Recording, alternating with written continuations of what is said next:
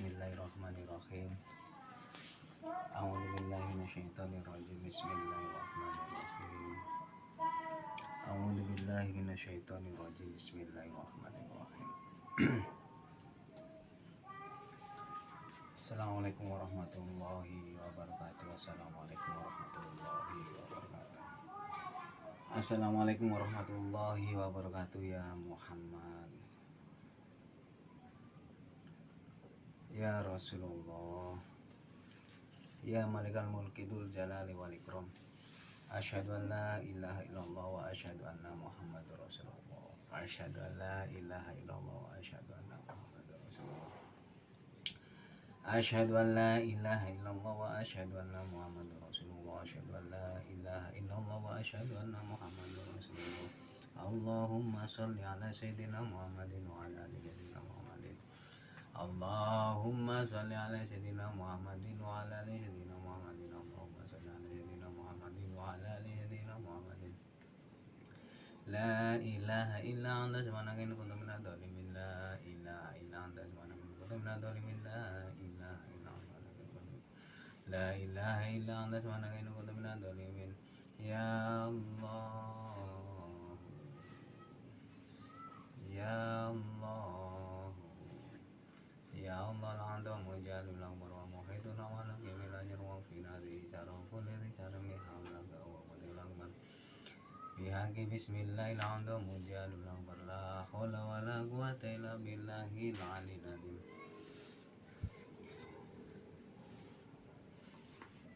Rabbi shrah li sadri wa yassir li amri wa hlul 'uqdatam min lisani yafqahu qawli. La hawla wa la quwata illa billahil azim. Amma ba'du. Alhamdulillahirabbil alamin. Wassalatu wassalamu ala asrofil anbiya'i wa ala alihi washabihi wasallam. Pada jamaah Majelis Dzikir Darul Muqaddasah,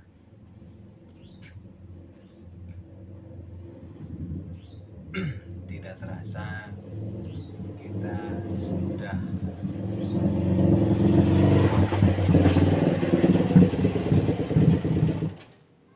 berada di penghujung Ramadan.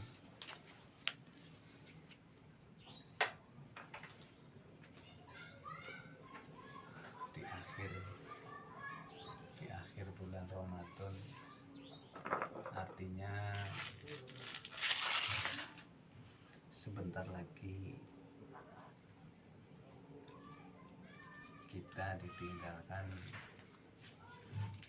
bulan yang penuh hikmah bagi orang-orang yang mencari hikmah, penuh bulan penuh barokah bagi orang-orang yang mencari barokah, bulan penuh ampunan bagi orang-orang yang memohon ampunan, bulan penuh rahmat bagi orang-orang yang mencari rahmat Allah. Jadi bulan Ramadan akan terasa bagi orang-orang yang benar-benar mencari Allah.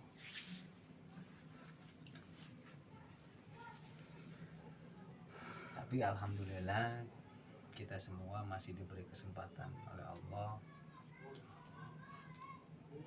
kita dapat selalu belajar bersama bagaimana kita bisa memaknai hidup kita dan bagaimana caranya kita kembali kepada Allah. Pertemuan-pertemuan yang sebelumnya kita sudah membahas pondasi tauhid. Yang pertama, kita kemarin membahas pondasi tauhid yang pertama, yaitu iman. Sedangkan iman itu ada rukun iman. Rukun iman ada 6. Kemarin kita sudah membahas yang pertama, iman kepada Allah. dibahas kajiannya. Iman itu mengetahui dulu, belajar mengetahui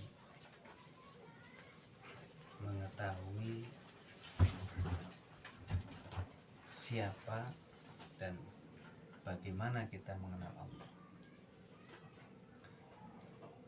yaitu dengan cara mengenal bagaimana Allah menciptakan asal dari segala asal. Yang kedua, pembahasan yang kedua di video sebelumnya atau di pertemuan sebelumnya membahas tentang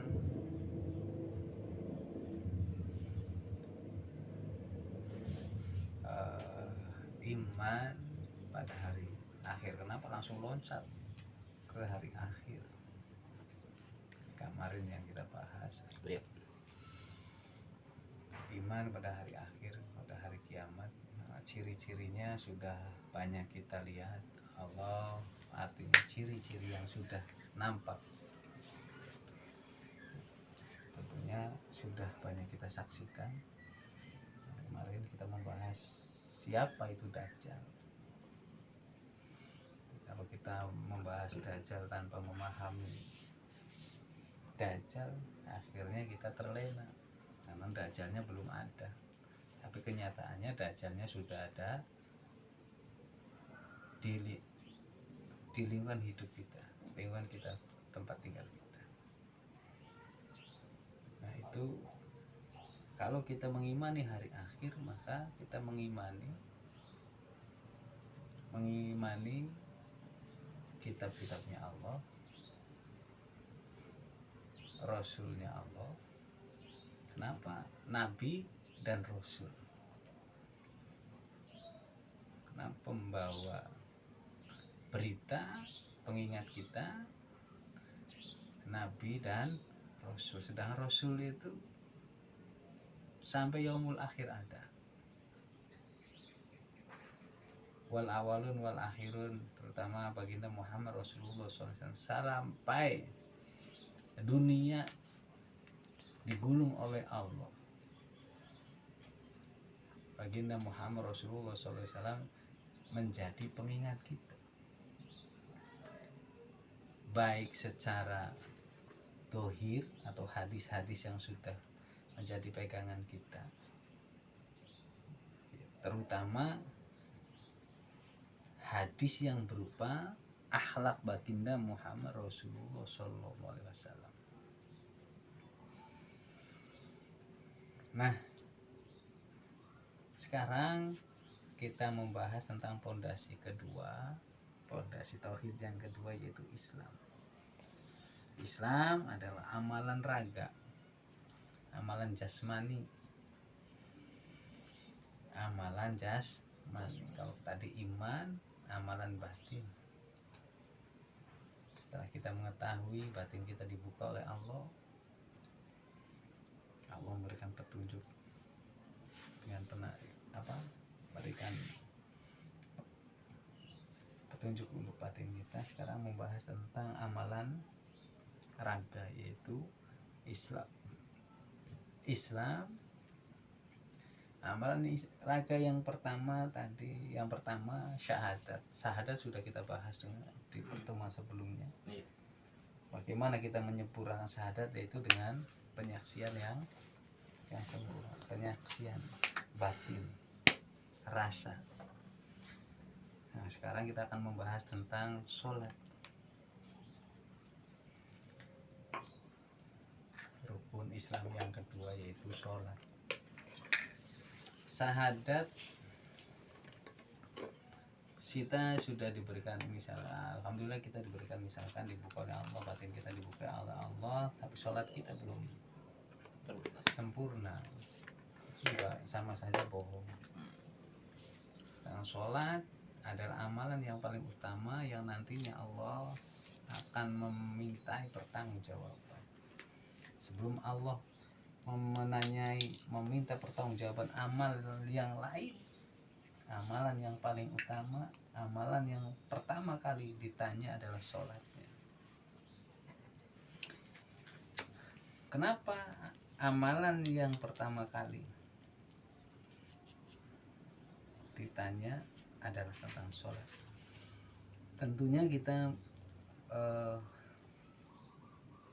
artinya, nah ini berkenaan dengan surat Al-Ankabut ayat 45 yang artinya Bismillahirrahmanirrahim, bacalah hai Muhammad kitab Al-Quran yang telah diwahyukan kepadamu, dan tegakkanlah sholat, sesungguhnya sholat itu mencegah dari perbuatan keji dan mungkar. Sesungguh mengingat Allah itu lebih besar keutamaannya daripada ibadah yang lain, dan Allah mengetahui apa yang kamu kerjakan.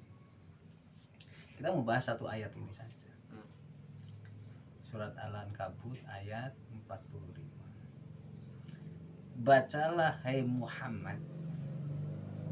Kalau kita artinya, kita mau apa, mengingat kemarin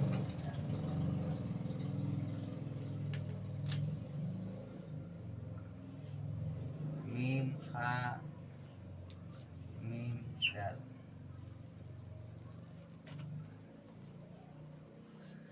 artinya wujud kita itu mau tidak mau, wujud manusia mau tidak mau melafadzkan lafadz Muhammad, dua sisi kanan dan kiri.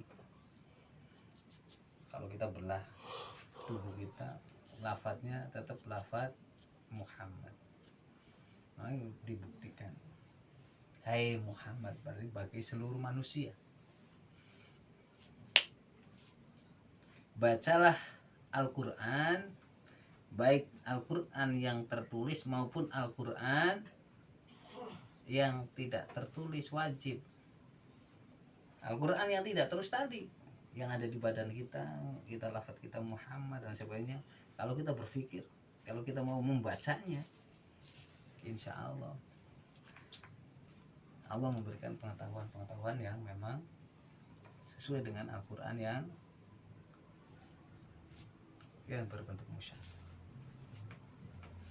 Nah, kita disuruh menegakkan sholat sampai Allah mewahyukan kepada baginda Muhammad Rasulullah SAW di dalam mi'rajnya. Baginda Muhammad Rasulullah SAW bertemu dengan Allah secara langsung. Artinya wahyu sholat ini tidak ada perantara, tidak melalui Jibril. Allah langsung mengangkat baginda Muhammad Rasulullah SAW untuk bertemu. Allah langsung memberikan perintah sholat, suruh menegakkan sholat. Nah, amalan sholat yang dikatakan bahwa amalan yang paling utama. Kenapa amalan yang paling utama? Karena di dalam sholat itu sendiri terkandung makna yang luar biasa. Makna yang luar biasa. Nah, sholat ada dua perkara, sholat batin dan sholat zahir. Sholat batin tidak ada batas waktunya, wajib bagi kita mengingat Allah terus menerus. Tidak ada batas waktu, tidak ada batas ruang, tidak ada batas tempat. Selama nafas kita masih berhembus, maka wajib bagi kita sebagai muslim untuk melaksanakannya. Sholat dohir, sholat yang sudah ada ditentukan waktunya dan ditentukan jumlah rakaatnya. Nah, kedua-duanya ini harus dilaksanakan. Saat kita melaksanakan sholat yang sholat dohir atau sholat syariat yang sudah ditentukan waktunya, yaitu 5 waktu 17 rakaat, bukan berarti sholat batinnya ditinggalkan. Jadi kalau sholat fardu, ya sholat batin atau sholat daim wajib tuh ada di dalamnya. Karena sholat batin tidak boleh terputus.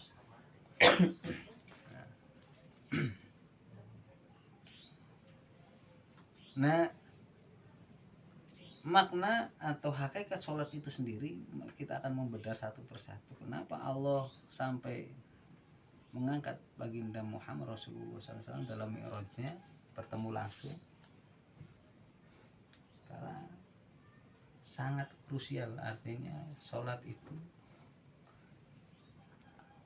as-sholatu mi'rajul mu'minin. Sholat adalah mi'rajnya mukmin. Pertemuan hamba dengan Allah itu dalam sholat. Pertemuan as-sholatu mi'rajul mu'minin itu pertemuan. Kalau dalam sholatnya kita nggak merasakan pertemuan dengan Allah, dipertanyakan sholat kita bagaimana. Kenapa dikatakan sholat sebagai pencegah perbuatan keji? Karena orang yang melakukan sholat dan terus merasakan pertemuannya dengan Allah, tidak mungkin akhlaknya semakin rusak. Kan logikanya begitu. Nah, sekarang hakikat sholat itu sendiri, Allah menentukan 5 waktu, dalam setiap waktu ada bilangan rakaat. Yang pertama kita wajib melaksanakan bagi kita 5 waktu. Waktu yang pertama adalah subuh, dari mata mulai membuka mata, dari mulai sebelum matahari tergelincir, dengan 2 rakaat. Dan subuh itu termasuk waktu yang paling utama, pahala yang paling besar. Kenapa dalam subuh itu ada 2 rakaat? Apa sih sesungguhnya sholat itu? Sholat adalah tanda syukur yang pertama dan utama. Sholat itu sebagai tanda syukur manusia yang paling utama. Karena manusia diciptakan oleh Allah hanya diberikan 2 kewajiban, yaitu syukur dan sabar. Sholat kita adalah tanda syukur kita, karena Allah memberikan kehidupan bagi kita supaya mengenal kepada Allah dan bisa kembali kepada Allah.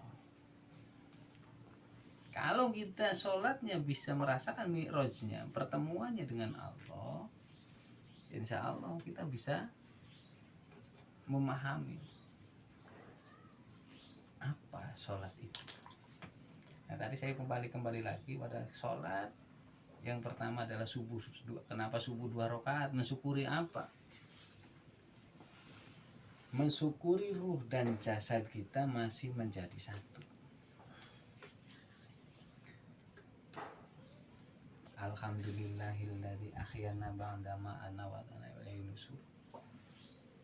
Alhamdulillah, kita bersyukur kepada Allah menghidupkan setelah mati kita. Artinya Allah memberikan kesempatan bagi kita untuk memperbanyak belajar ilmu, memperbanyak amal soleh. Mensyukuri sholat subuh itu hakikatnya mensyukuri ruh dan jasad kita masih menjadi satu. Kalau misalkan ruh dan jasad kita dipisah oleh Allah, apa yang kita rasakan? Tentunya kita sudah tidak diberi kesempatan lagi untuk menabung, menikmati kehidupan di dunia ini. Sedangkan dunia adalah ladang bagi kita, ladang untuk menabung amal soleh. Nah, kalau kita sudah tidak bisa mensyukuri hidup kita, bagaimana mungkin kita bisa mensyukuri kenikmatan yang lain. Sementara banyak orang yang bersyukur tatkala mendapatkan rezeki yang banyak, baru bisa bersyukur. Padahal Allah sudah memberi nikmat hidup. Nah, itu yang banyak dilupakan oleh manusia. Ya. Yang kedua, sholat duhur. Sholat duhur 4 rakaat. Apa yang kita syukuri dari 4 rakaat itu? Apa yang Allah tagih dari 4 rakaat itu? Duhur 4 rakaat itu mensyukuri 2 tangan dan 2 kaki kita. Dengan wasilah 2 tangan dan 2 kaki kita bisa beraktivitas, bisa mencari rizki di muka bumi ini dari wasilahnya 2 tangan dan 2 kaki. Orang yang diberi 2 tangan dan 2 kaki tidak bisa bersyukur, belum bisa bersyukur. Banyak. Tak ada orang yang diberikan, artinya tidak sempurna jasadnya, misalkan kakinya, tangannya, tapi mereka tidak pernah lalai dengan sholatnya. Kita bisa membayangkan hidup kita tanpa kaki dan tangan, bagaimana rasanya. Dan Allah sudah memberikan nikmat itu. Kita dilahirkan secara utuh, ruh dan jasad kita langsung ibarat ada di dalam satu badan. Ruh dan jasad kita menjadi satu kesatuan. Tangan dan kaki dan lain sebagainya, Allah memberi modal itu. Apakah pantas saat kala kita sudah diberi nikmat yang begitu besar terus kita ingkar, lalai? Tinggal kita tanyakan pada diri kita, pantaskah kita saat diberi nikmat yang begitu besar terus kita lalai kepada Allah? Yang ketiga itu yaitu sholat asar. Sholat asar sama 4 rakaat. Apa yang terkandung dari 4 rakaat itu? Syukuran apa lagi dan nikmat apa lagi yang Allah tagih dari kita? Asar dengan 4 rakaat itu kita mensyukuri tulang punggung, 2 tulang punggung kita. Walaupun tulang punggung kita hanya sejengkal pendek, tapi manfaatnya, pengaruhnya sangat besar. Tangan bisa nempel karena ada tulang punggung, tulang pundak kita. Tulang rusuk bisa nempel karena ada tulang pundak kita. Jantung nggak mungkin bisa dilindungi oleh tulang rusuk kalau nggak ada tulang pundak kita. Leher nggak mungkin ada penopang kalau nggak ditopang oleh tulang pundak kita. Jadi begitu besarnya fungsi dari tulang pundak kita, 2 tulang pundak kita. Yang kedua yaitu 2 ginjal. Fungsi ginjal sangat sentral. Darah akan bersih kalau ginjal kita normal. Kalau ginjal kita rusak, darah kita kotor, nggak mungkin kita bisa hidup. Penyaring, filter tubuh kita. Dari nikmat begitu besarnya, terus kita melalaikan, apa kita pantas? Yang keempat itu sholat maghrib dengan 3 rakaat. Terus dengan 3 rakaat itu kita mensyukuri apa lagi? Yaitu mensyukuri mulut dan 2 lubang hidung kita. Satu mulut saja repot. Tapi fungsi dari mulut itu sendiri ya kita bisa rasakan kenikmatan dari mulut. Malapetaka yang artinya yang disebabkan oleh mulut kita. Kalau kita sholatnya nggak benar, mulut kita juga nggak benar. Iya. Karena hati kita nggak benar juga. Begitu banyak kenikmatan dari mulut dan hidung kita, 2 lubang hidung. Seandainya hidung kita rapet, ya, hidung kita tertutup misalkan nggak bisa nafas, udah bisa kita rasakan susahnya minta ampun, susahnya kayak apa. Pilek sebentar aja udah ribet, apalagi ditutup oleh apa. Wassalam lah hidup kita, nggak ada oksigen masuk, wassalam. Nah itu yang terakhir itu sholat isya. Apa hakikat dari sholat isya dengan 4 rakaat itu?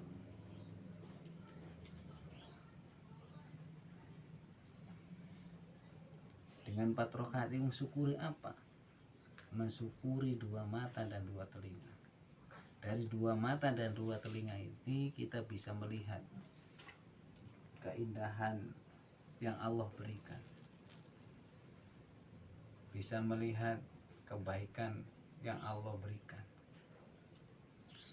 Dengan telinga kita bisa mendengarkan segala perkara, bisa mendengarkan ilmu. Dengan mendengarkan kajian-kajian kita bisa memahami makna hidup. Dengan telinga kita bisa menikmati berbagai macam kenikmatan suara.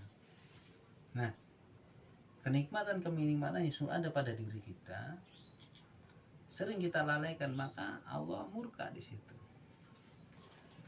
Tatkala kita bisa mengkaji tadi dari subuh 2 rakaat dengan ruh dan jasad kita masih menjadi satu sampai dengan isya. Kalau kita bisa menghayati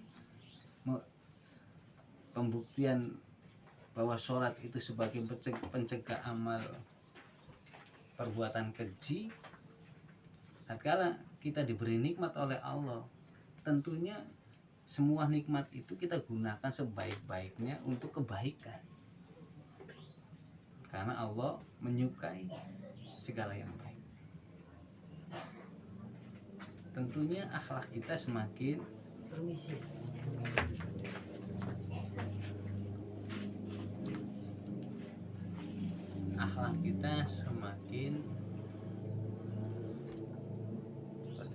menunjukkan perbaikan, menjadi ke arah yang lebih baik lagi. Sifat malu kita kepada Allah dan manusia lebih tinggi. Nah, jadi itu semua artinya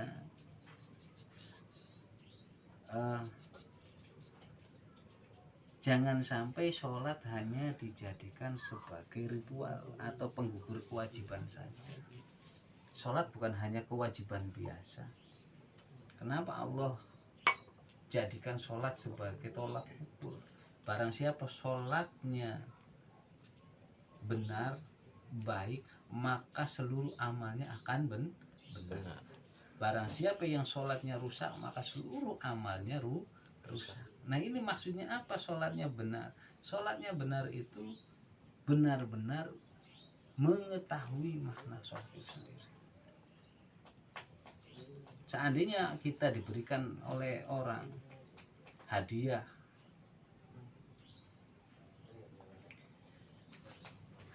yang begitu berharga, terus hadiah itu kita buang mentah-mentah.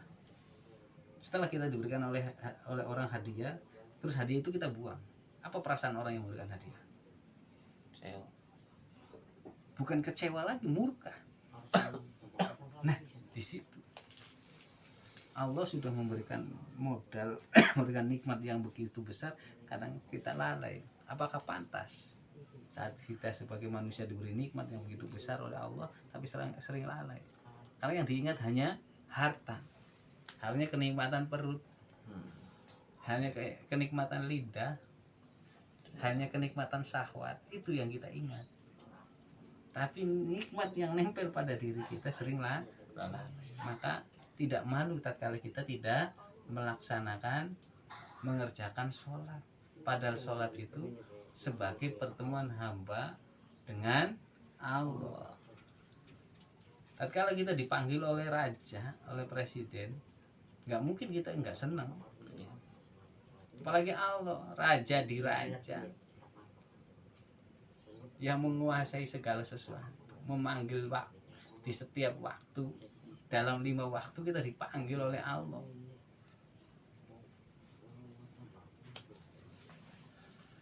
Nah itu artinya marilah kita sedikit demi sedikit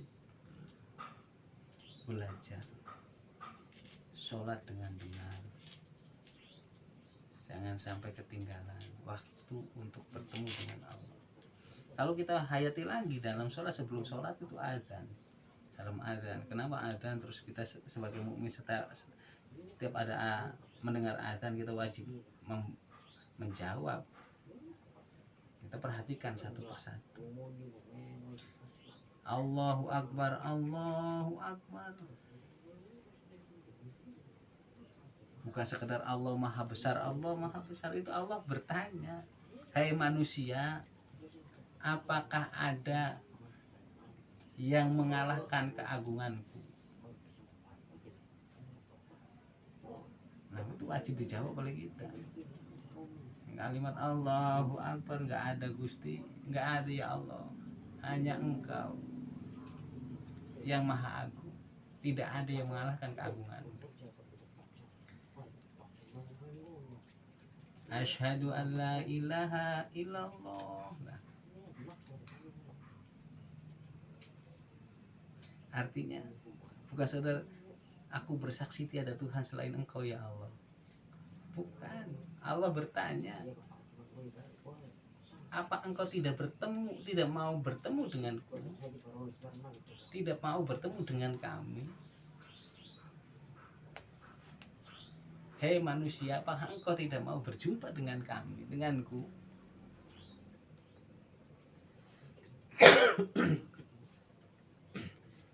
Dilanjut lagi, asyhadu anna Muhammadur Rasulullah. Hei manusia, jika engkau ingin bertemu dengan kami, maka tirulah Rasul kami. Bersaksilah kepada Rasul kami. Bersaksi itu meniru apa yang dilakukan oleh Rasulullah. Hayya 'alas shalah, yaitu dengan mendirikan sholat. Bukan cuma sholat asal sholat jengkang-jengking, bukan. Sholat, tatkala kita sholat, setelah sholat harus ada tinggalan dari sholat, ada tapaknya, ada bekasnya, yaitu dengan akhlak. Kalau kita melihat tadi uraian tadi, sholat tadi dengan 5 waktu tadi, hakikat dari sholat itu adalah syukuran yang tadi kita sebutkan. Hayya 'alal falah. Hei manusia, apa kamu nggak pengen menang? Setelah sholat, dengan sholat kita menang. Menang artinya apa? Batin kita tenang dalam segala kondisi yang Allah berikan.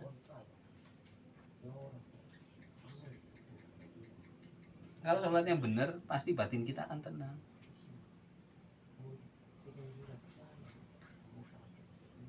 Hayya 'alal falah.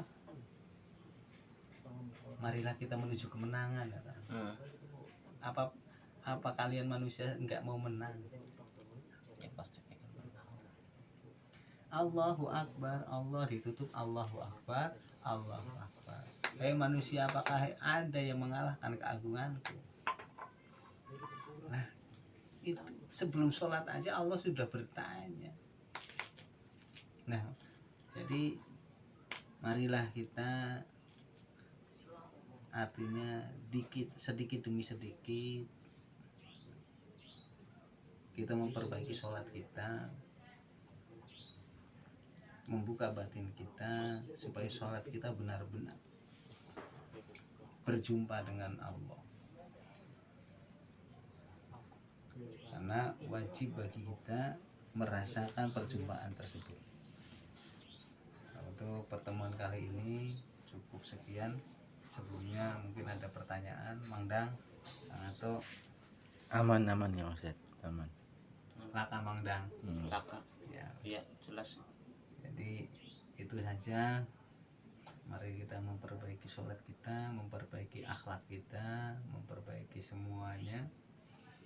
Dengan memperbaiki sholat, memperbaiki akhlak, mudah-mudahan batin kita dipertemukan dengan Allah Subhanahu wa Ta'ala dan dipertemukan dengan Rasulullah Sallallahu Alaihi Wasallam. Wabillahi taufiq wal hidayah. Wassalamualaikum warahmatullahi wabarakatuh. Waalaikumsalam.